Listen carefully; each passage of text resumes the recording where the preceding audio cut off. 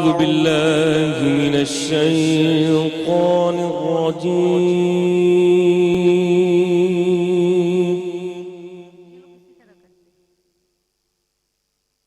بسم الله الرحمن الرحيم.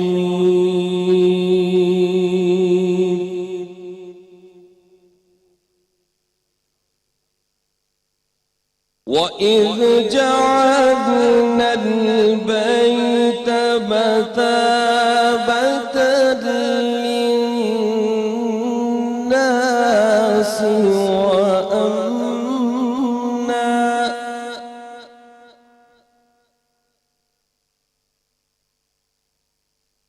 واتخذوا من مقام إبراهيم مصلى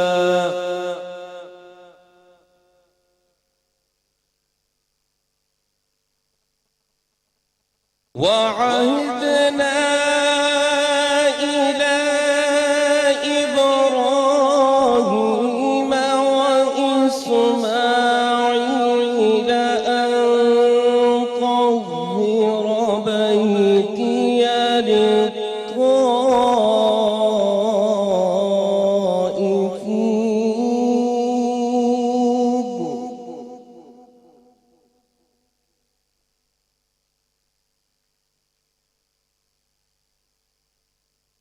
وعهدنا إلى إبراهيم وإسماعيل أن طهر بيتي للطائفين والعاكفين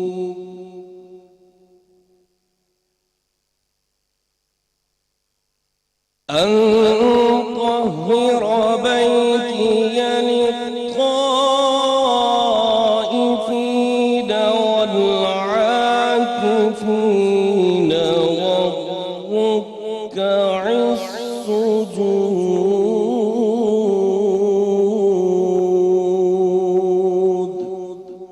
صدق الله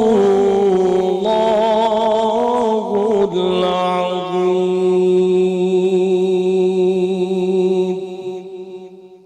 ترجمہ شروع اللہ کے نام سے جو بڑا مہربان اور نہایت رحم کرنے والا ہے.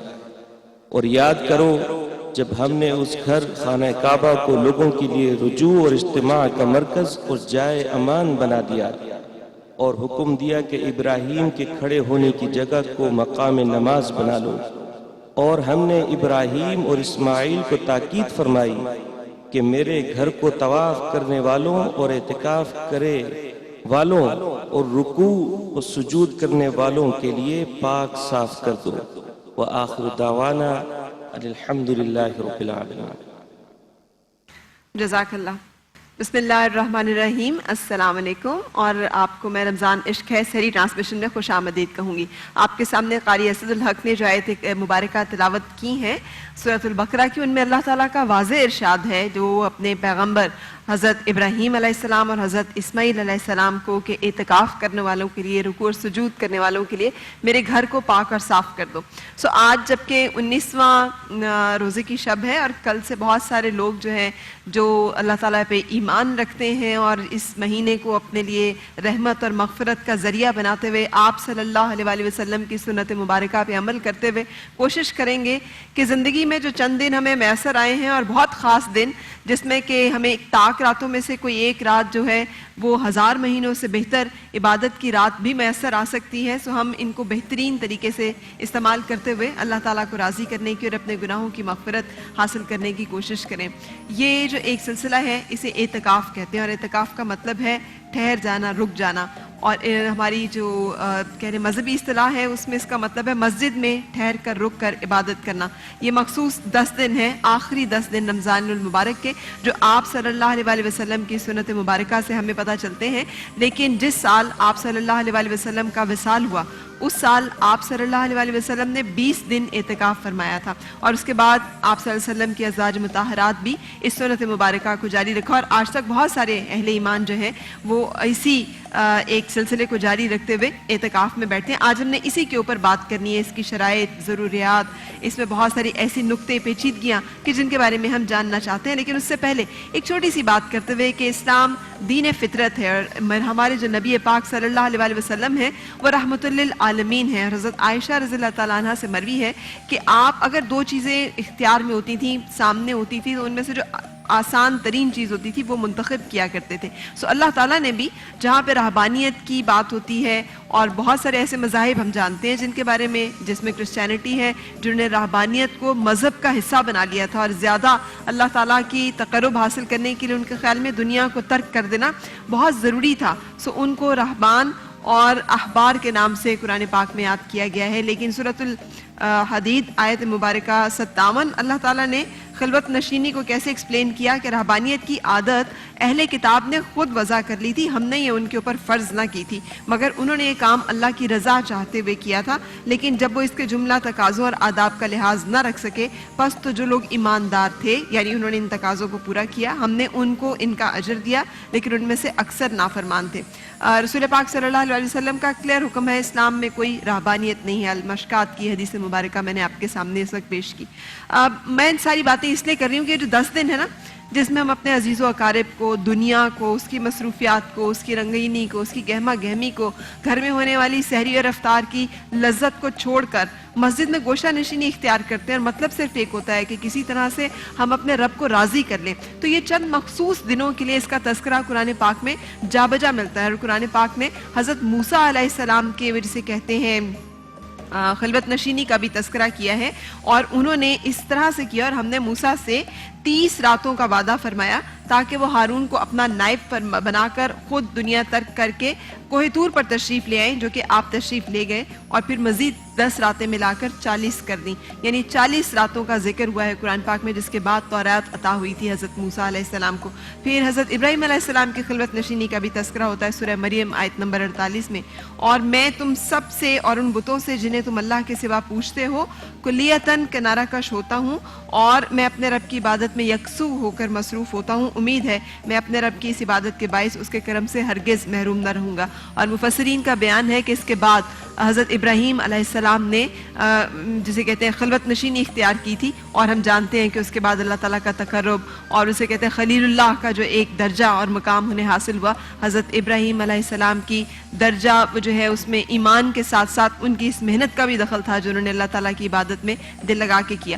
آج بہت ساری اور ایسی باتیں ہیں جو کہ میں آپ کے ساتھ شیئر کروں گی، آپ کا بھی دل تڑپتا ہوگا، مجھے اندازہ ہے، یقین ہے، اس لیے کہ جب میں اس سیٹ پہ آتی ہوں نا تو سب سے پہلے جو نظر پڑتی ہے وہ امجد بھائی کی ان تصویروں پہ پڑتی ہے، اور میرے دل سے ایک ہی دعا نکلتی ہے کہ اللہ تعالیٰ ان کے درجات بلند کرے۔ ہم میں سے کون جانتا ہے اور کیا انہیں علم تھا جنہوں نے کہ پورے رمضان کی اپنی پلاننگ کی ہوئی تھی، اور زندگی میں آنے والے کتنے خوبصورت دنوں کی، کہ کون سا دن آخری ہے، کون سی رات قبر میں ہے، اور کب ہم سے لے لیا جائے گا یہ وقت جو کہ ہمیں اس وقت میسر ہے۔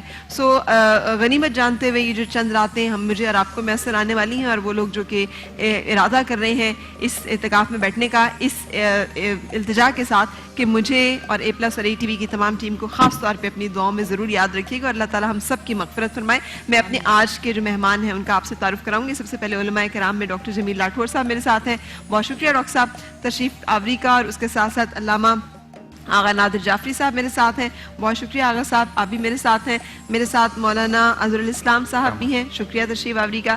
میری ہربلسٹ ڈاکٹر بلقیس بہت سخت تیز بخار ہونے کے باوجود بھی ہمارے ساتھ یہاں پہ موجود ہے۔ کیسی ہیں آپ؟ اللہ کا شکر، ٹھیک ٹھاک۔ آپ کو بھی اللہ تعالیٰ دگنا اجر دے گا، یہ جو آپ مختلف باتیں بھی شیئر کرتی ہیں اور بیماری میں اٹھ کے ہمارے ساتھ آج موجود بھی ہیں۔ آج بتائیں گی کیا؟ آج میں کیونکہ دیکھیں آپ کہہ رہی نا طاق راتیں آ رہی ہیں، تو روزے رکھ کے پوری انرجی لو ہو جاتی ہے، اور ابھی ہمیں اور انرجی چاہیے عبادات وغیرہ کے لیے، تو آم سے میں ایک ایسی چیز بنانا بتاؤں گی جس سے آپ کو انرجی بوسٹر ہے۔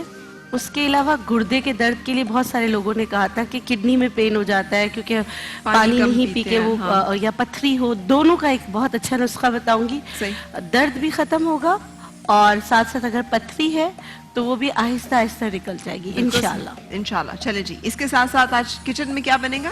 آج کچن میں بہت مزیدار سے ہم لوگ 2 ڈرنکس بنائیں گے. مینگو ٹھنڈائی, کیونکہ گرمی بہت زیادہ ہے تو لوگوں کو اکثر شکایت یہ ہوتی ہے کہ ہم جب صبح اٹھتے ہیں تو ہمیں ایسیڈیٹی ہوتی ہے. ٹھیک ہے, تو اسی حساب سے ہم ایک مینگو ٹھنڈائی بنائیں گے اور ایک ہم بنائیں گے فریش لیمنیڈ.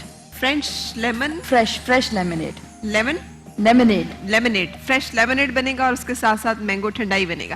اور میرے ساتھ ہمارے پاس خوبصورت کلام پیش کرنے والے بہت سے معتبر محترم لوگ موجود ہیں. سب سے پہلے بھائی فرحان علی وارث, السلام علیکم. وعلیکم السلام. بہت شکریہ, آپ کے لیے بھی دعا گو رہتے ہیں ہم. جی ضرور. اور سب سے پہلے آج اے ٹی وی اور اے پلس کے توسط سے آج تمام عالم اسلام کو اور بالخصوص محمد علیہ محمد کی بارگاہ میں آج ہدیہ پرسہ پیش کرتے ہیں, کیونکہ آج شب لگ گئی ہے مولا علی علیہ السلام کی جو ضرب لگی تھی نماز میں.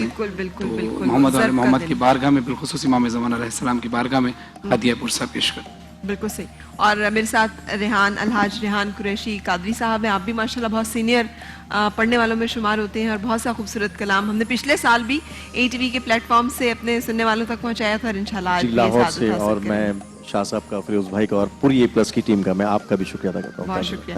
اور ریحان, میرے ساتھ ریحان قادری صاحب بھی موجود ہیں. بہت شکریہ تشریف. اصل میں آپ کا نام نہیں بھول رہی تھی, میرے کان میں پروڈیوسر کچھ کہہ رہے تھے تو میں وہ سننے میں آپ کا نام جو ہے اس میں ویسے میں عادی ہو چکا ہوں.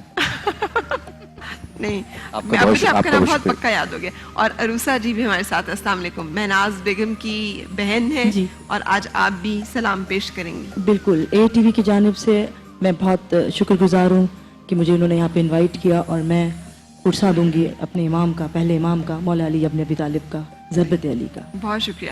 اور فرحان بھائی, پھر ہم اپنی گفتگو شروع کرنے سے پہلے میں آپ ہی سے درخواست کرتی ہوں, میرے ساتھ بیٹھے ہوئے لوگوں میں سے اب جو نمبر جس طرح آئے گا اس طرح ہم کلام کی ریکویسٹ کرتے جائیں گے.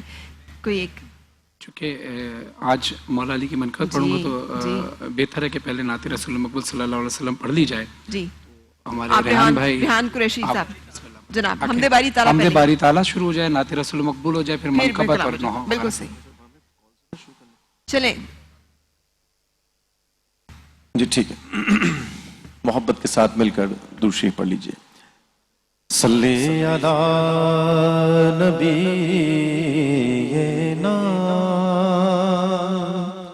صلی علی محمد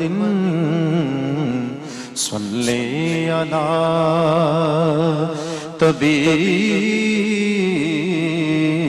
طبیبنا صلی علی محمد. فرما جی, آپ کی اجازت سے اور فرحان بھائی کے موقع کا فائدہ اٹھاتے ہوئے قول سے آغاز کر رہا ہوں, مولا کی وسادت سے پیش کر رہا ہوں کہ من کنتو مولا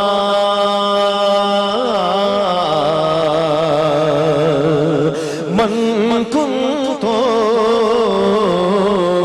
مولا من کنتو مولا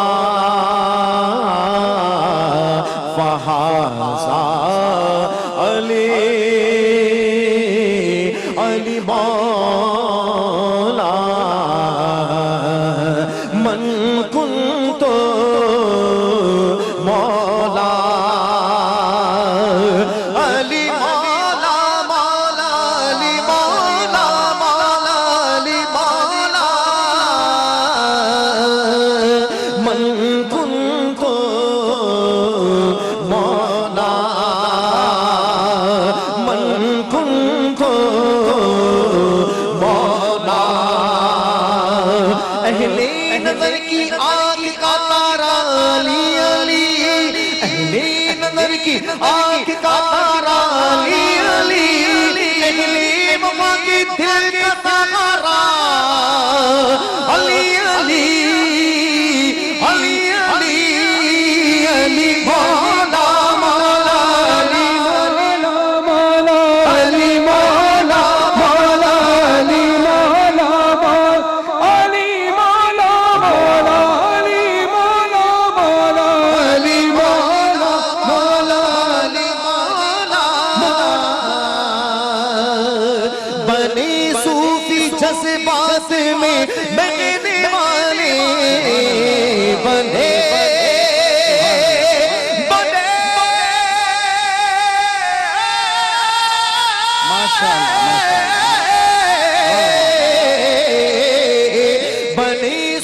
सूफी जज्बात में बहने वाले कलंदर बने, इश्क में जलने वाले कलंदर बने, इश्क में जलने वाले खुतब बन गए जो हम सहने वाले, बन गए गाए करने वाले। अली मौला मौला अली मौला मौला अली मौला है दरिया कलंदर मस्तूम बंदाए मुर्तज़ा अली हस्तम पेशवाए तमाम रिंदानों के सगे कुए शेर यज़दान अली मौला मौला अली मौला। बेदम यही तो पांच है मकसूद कायनात, खैरुल निसा मुस्तफा हसन हुसैन अली। अली मौला मौला अली मौला मौला अली मौला। एक में कशी है जिसमें ज़माना शरीक है, एक में कशी है जिसमें ज़माना शरीक है, वरना यहाँ पे कौन किसी का शरीक है। मदह अली का जाम उठाने की देर थी, वो भी शरीक हो गया जो ला शरीक है। अली मौला मौला अली मौला। अहले नजर की आग का तारा अली अली, अहले वफा के दिल का तारा अली अली अली अली अली मौला मौला अली मौला।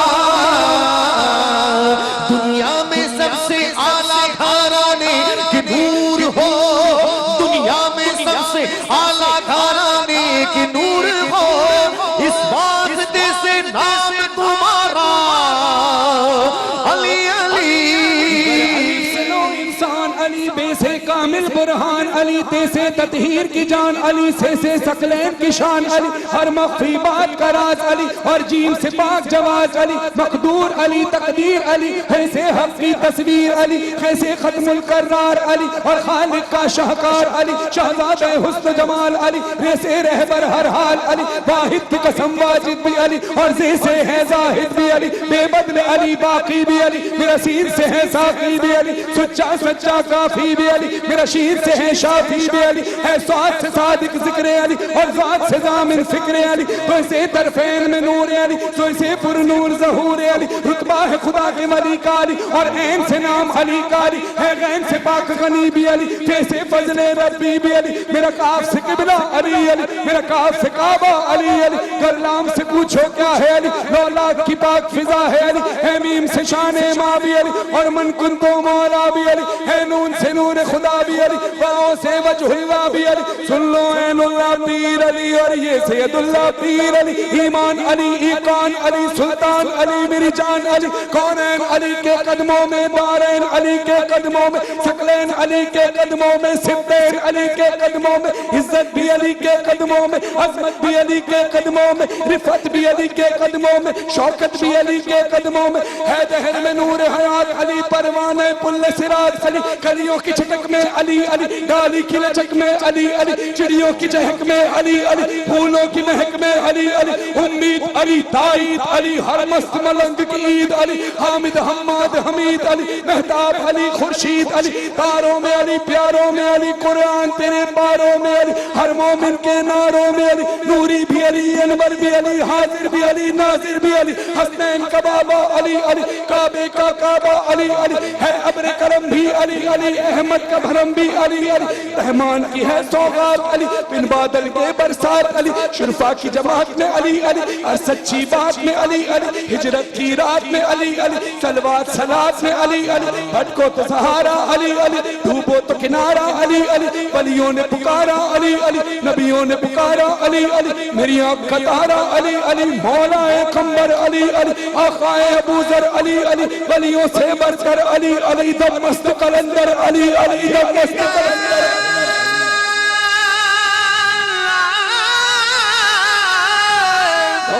قلندر علی علی دم مست قلندر علی علی دم مست قلندر علی علی تو قبر سے باہر جو کر لے تیری قبر کے اندر علی علی علی علی علی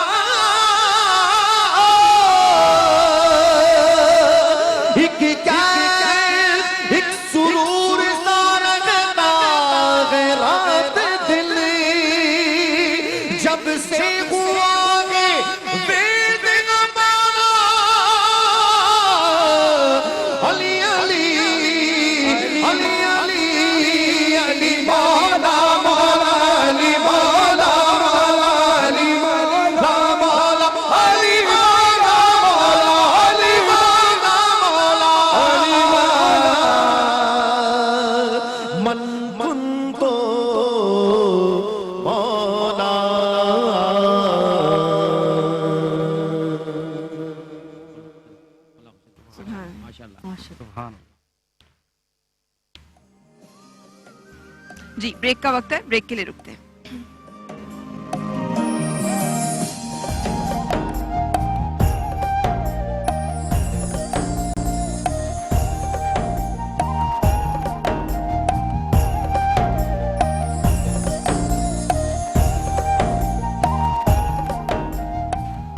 خوش آمدید. رمضان عشق ہے سحری ٹرانسمیشن میں. جیسے کہ میں نے اپنے ابتدائیہ میں ذکر کیا ہے کہ بہت سارے وہ لوگ جن کا ارادہ ہے کل سے اعتکاف کے لیے بیٹھنے کا، آج ہم نے اسی کے اوپر اپنی گفتگو کا اہتمام کیا ہے کہ ہم جان سکیں کہ رسول پاک صلی اللہ علیہ وسلم کی سنت مبارکہ ہے، اور خاص طور پہ رمضان المبارک کے آخری 10 دن جو آپ اعتکاف فرمایا کرتے تھے، تو کیا مسنون وظائف، طریقے اور دعائیں ہیں، اور اس کے ساتھ ساتھ کیا شرائط ہیں اس کی، پھر کس طرح سے ہم اس کو نبھا سکتے ہیں. سو ڈاکٹر صاحب میں آپ سے شروع کرنا چاہوں گی، اور فقہی مسائل جو ہیں اس کے اوپر آج زیادہ میں آپ لوگوں سے جاننے کی کوشش کروں گی.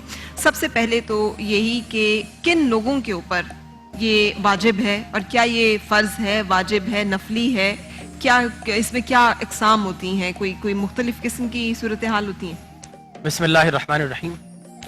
پہلی بات تو میں یہ عرض کروں گا کہ جب انسان اللہ کے لیے کھانا چھوڑتا ہے، پینا چھوڑتا ہے، اس کے لیے جو حقوق ازواج کے تقاضے ہیں انسان وہ چھوڑ دیتا ہے، تو یہ محبت کے اسٹیجز ہیں.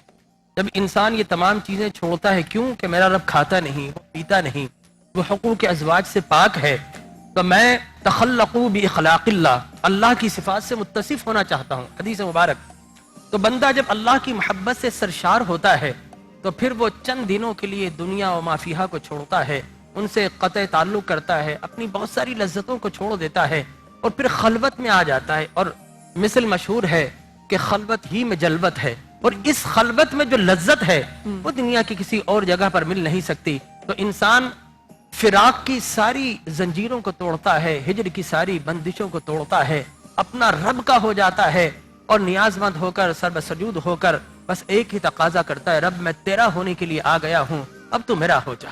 تو انسان اپنے رب کو پانے کے لیے، اپنے رب کو منانے کے لیے، اپنا رب کا ہو جانے کے لیے شیطان سے دوستی چھوڑ کر رحمان سے ناتا جو توڑ چکا تھا اسے دوبارہ سے بحال کرنے کے لیے آتا ہے. اور جب خشوع و خضوع کے ساتھ، ایمان و یقین کے ساتھ بندہ اللہ کی طرف رجوع کرتا ہے تو پھر اسے جلوہ حق کے وہ اسرار، وہ رموز، اور ایسے اللہ تبارک و تعالی اس پر حالات منکشف کرتا ہے کہ یقیناً یہ خلوت نہیں رہتی، بلکہ اللہ کی معیت میں یہ جلوت بن جاتی ہے. ٹھیک ہے، لیکن کیا یہ فرض ہے یا یہ نفلی عبادت ہے یا یہ واجب ہے؟ اگر آپ کسی روزے کی منت کرتے ہیں اور ساتھ میں آپ اعتکاف کی نیت کرتے ہیں تو یقیناً آپ اگر جب بھی اعتکاف کریں، خاص طور پر واجب اعتکاف اس وقت ہوتا ہے جب آپ منت کریں کہ اے رب کائنات میں فلاں دن میں تیری رضا کے لیے یہ اعتکاف کروں گا، تو وہ واجب اعتکاف ہوتا ہے. اور یہ جو ہم اعتکاف کرتے ہیں رمضان کے آخری 10 دنوں میں، تو یہ مسنون اعتکاف ہوتا ہے. یہ سنت اعتکاف رسول خدا صلی اللہ علیہ وسلم کی سنت مبارکہ ہے. اور کچھ نفلی اعتکاف بھی ہوتے ہیں جو کہ آپ ایک دن کے لیے بھی کر سکتے ہیں، آپ کچھ ایک سیشن کے لیے بھی کر سکتے ہیں. آپ عصر سے لے کر مغرب تک اور مغرب سے لے کر عشاء تک یہ نفلی اعتکاف ہوا کرتے ہیں. لیکن مسنون اعتکاف رمضان کے آخری عشرے میں، گو کہ سرور کونین صلی اللہ علیہ وسلم نے مختلف عشروں میں اعتکاف کیا، لیکن چونکہ آپ کا اکثر اعتکاف آپ کا آخری عشرے میں تھا تلاش شب قدر کے لیے، لہٰذا ان 10 دنوں میں اعتکاف کرنا کہ 20ویں روزے کے سورج غروب ہونے سے پہلے مسجد میں پہنچ جائیں، اور جب چاند طلوع ہو جائے عید الفطر کا تو اس وقت آپ واپس آتے ہیں. اور یہ اعتکاف ہر عاقل کے لیے، اس کے لیے بالغ کی شرط نہیں ہے، بلکہ سمجھدار ہو. یعنی عمر 12 14 8 9 جیسے 6 7 سال کے بچے بھی 8 سال کے بچے بھی بیٹھے ہوتے ہیں، تو مقصد ایسا ہو کہ جو کہ عقل رکھتا ہو، شعور رکھتا ہو کہ مسجد کے آداب کیا ہیں، کس طرح نماز پڑھتی ہے. ایک تو وہ بچے نا جو مسجدوں میں نماز کے دوران ادھر ادھر کھیل رہے ہوتے ہیں، لیکن ایک وہ بچے بھی ہوتے ہیں کہ جو اللہ تبارک ان کو جلدی بقدر ان کو عقل بھی عطا فرما دیتا ہے، ادب و عادات بھی، سمجھ بھی اور شعور بھی عطا فرما دیتا ہے. لہٰذا بلوغت اس میں شرط نہیں ہے، مسلمان ہونا شرط ہے، اس میں عاقل ہونا شرط ہے، اس کے ساتھ ساتھ اس کے لیے مسجد کا ہونا شرط ہے، معتکف کا ہونا شرط ہے. بغیر مسجد کے مردوں کا اعتکاف نہیں ہوگا. مردوں کا اعتکاف مسجد نہیں میں ہوگا. بھی تو بہت ساری جگہوں پہ کہ جامع مسجد ہونی چاہیے یا کوئی بھی مسجد ہو سکتی ہے. دیکھیں پہلی پرائیورٹی تو یہ ہے کہ آپ کا محلہ، اس میں اگر کوئی معتکف ہے، اس لیے کہ یہ سنت علی الکفایہ ہے.